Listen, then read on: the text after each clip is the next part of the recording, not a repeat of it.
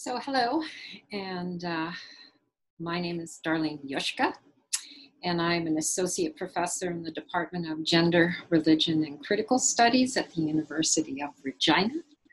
I've taught at the university for 20 years now and began in 2000, having left the East Coast, Indigeneity actually, where I had been teaching for a year. I've taught numerous courses over the 20 years here, and I've loved them all because they really all give me the opportunity to introduce to students critical theory. And critical theory is the analysis that begins with the question, how does power play into the subject at hand? It also requires that you pay attention to where you're standing when you ask these questions. So it's both reflective of power out there, but also reflective of the power you hold yourself. So today, I'm going to continue my engagement with critical theorizing in order to discuss oppression enacted on the basis of the categories of gender, race, and indigeneity as part of my contribution to the Scholar Strike Canada, which is happening today and happening tomorrow. So what is Scholar Strike Canada? The Scholar Strike Canada is a labor action that emerged in the US when Dr. Anthea Butler called on her fellow academics to strike for racial justice, inspired as she was by the actions of the WNBA and the NBA players. Now in Canada, we align ourselves with our striking colleagues in the US and insisting upon, to quote Scholar Strike Canada's website, racial justice, an end to anti-Black police violence, while the Canadian strike adds a specific focus on anti-Indigenous colonial violence. The organization of the Canada strike is by Beverly Bain and Min Suk Lee. And to further quote their website, Scholar Strike is a labor action teach-in social justice advocacy happening on September 9th and 10th of 2020. These dates were chosen, but because for many of us academics, the academic year begins at the front end of September, and equally, we're very close to, of course, Labor Day. The program itself has public digital teach-ins through September 9th and 10th, and other resources that are available, at their site. So why am I responding? Well, some might be surprised that I actually came to the study of gender ideology through racism and racial ideologies. My first introduction came when I was a child of 10, and I watched white people challenge a Black man as to why he had 3 white children with him. They requested that the store call the police. We were with George, a Black Kenyan, who would become my mother's second husband. My white mother, having gone down an aisle in search of a product, was returning, and of course she claimed myself and my brothers as her children and George as her partner. Nasty looks passed between these white people, but thankfully the police were not called. At this time, I lived in Kitchener, Ontario, and it was 1967. I never forgot this event. I began to pay attention and to behave differently, resisting racism. But racism persisted, and in the 1990s, following the events of Oka, this is my cat, Dilly Dill, following the events of Oka and the violence enacted by the police on Indigenous peoples whose land claims were being brushed aside in order that the white community construct and then expand a golf course along with building condominiums. Now the land included a Mohawk graveyard and a natural forest called the Pines, land that was under dispute and eventually was given over to the developers who decimated the forest. The government of Quebec and Canada turned their militarized forces against the Mohawks. White settler residents also attacked the Mohawks. And in one event, certain residents burned an effigy of a Mohawk warrior while chanting "Savage," while in another confrontation, members of another community threw rocks at vehicles containing Mohawk elders, women, and children, as the latter attempted to leave the bridge following a negotiation deal that had occurred between the Mohawk folks and police officials. White settler racism made its way into my consciousness. There were many other instances, such as the effort to appropriate the indigenous land along the Grand River near Caledonia in 2006. And again, we saw the police enact violence against the Six Nations along with local white communities. Skipping forward to 2000, and now I'm in Western Canada, I had met anti-Black racism in Nova Scotia when there for a year in the form of segregation, one that was never explicit, but there in the form of Black townships and white townships. In Saskatchewan, I came face to face with anti-Indigenous racism embedded in the fabric of the West.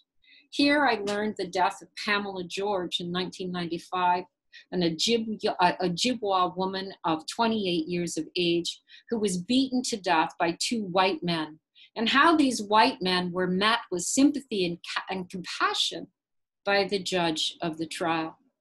I have joined marches for missing and murdered Indigenous girls and women, and I protested against the miscarriage of justice seen in the 2016 trial of a white settler farmer who was acquitted of the murder of the 22-year-old Cree man, Colton Bushy, by a white judge and an all-white jury. My critical theory work investigates the play of power in social bodies and how this impacts individual bodies, for better or worse. Asking how power functions in and deploys through our societies means examining systems that normalize the use and or abuse of power.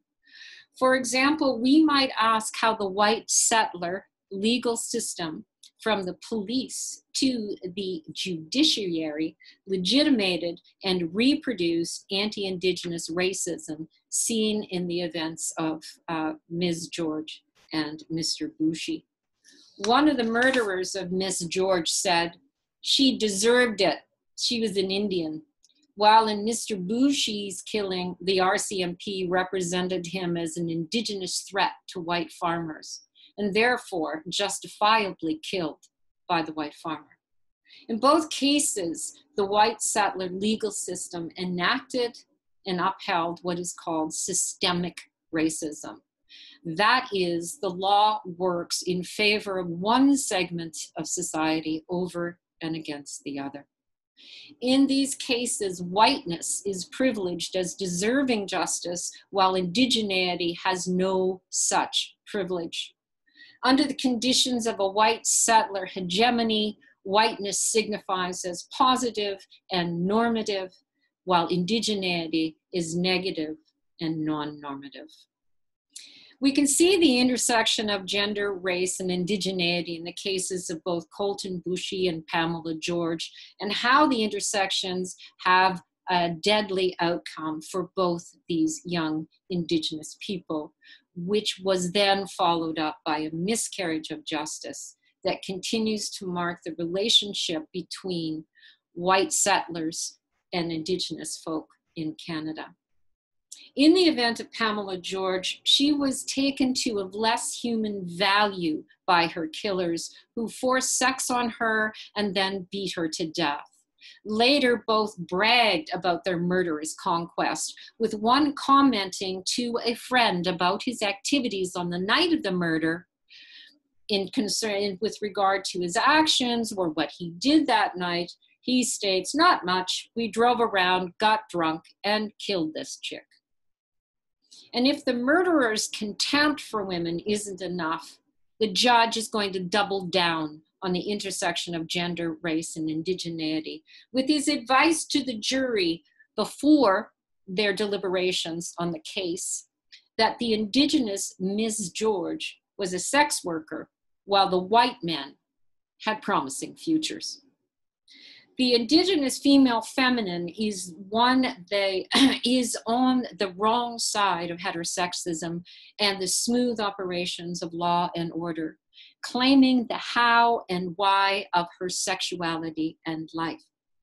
White settler anti-indigenous racism cannot abide or tolerate autonomy and self-governance of indigenous peoples. And Pamela George alerts us all to the conditions and rules of systemic violence against indigenous women in Saskatchewan and across Canada.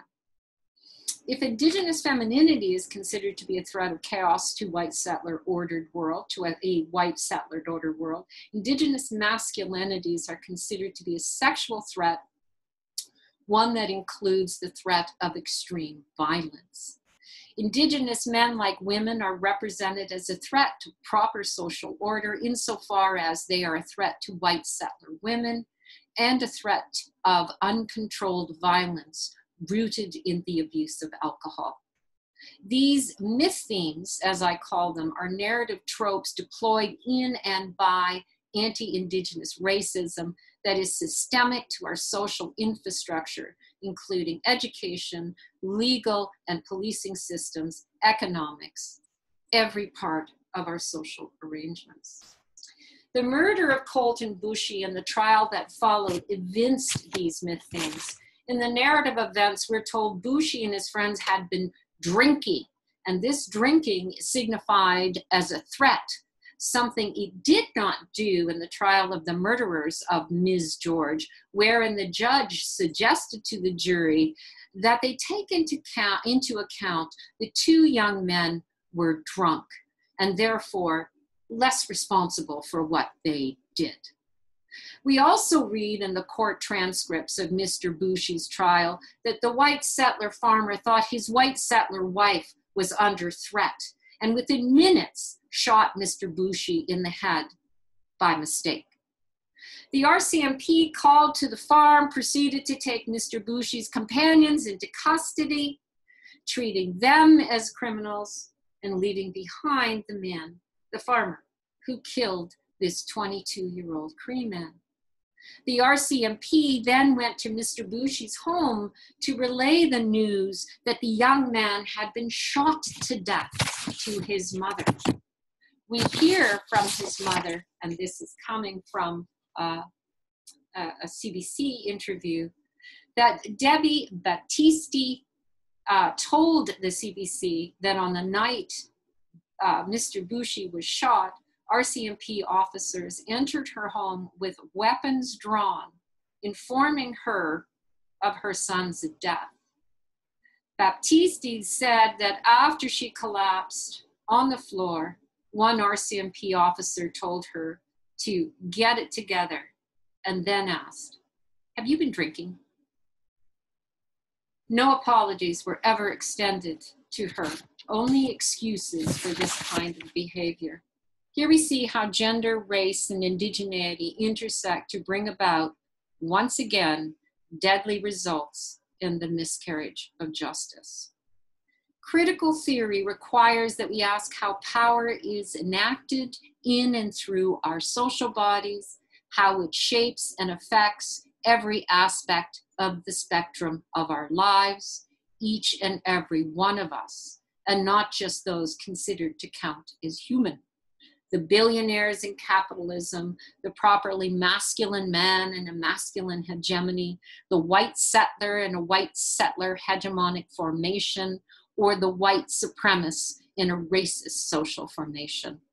Some of the effects of such tropes are hate, fear, despair, and violence enacted by citizens and the systems they create. These effects, however, do not have to be permanent.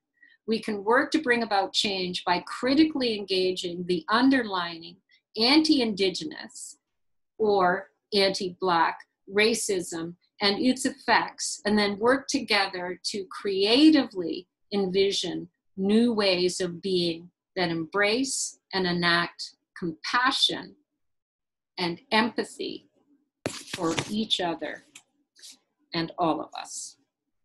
So thank you, and I hope you consider this message in light of the strike that we enact today against the systems that are oriented toward racial oppression and enacted against those who have the least power in our social bodies. Thank you.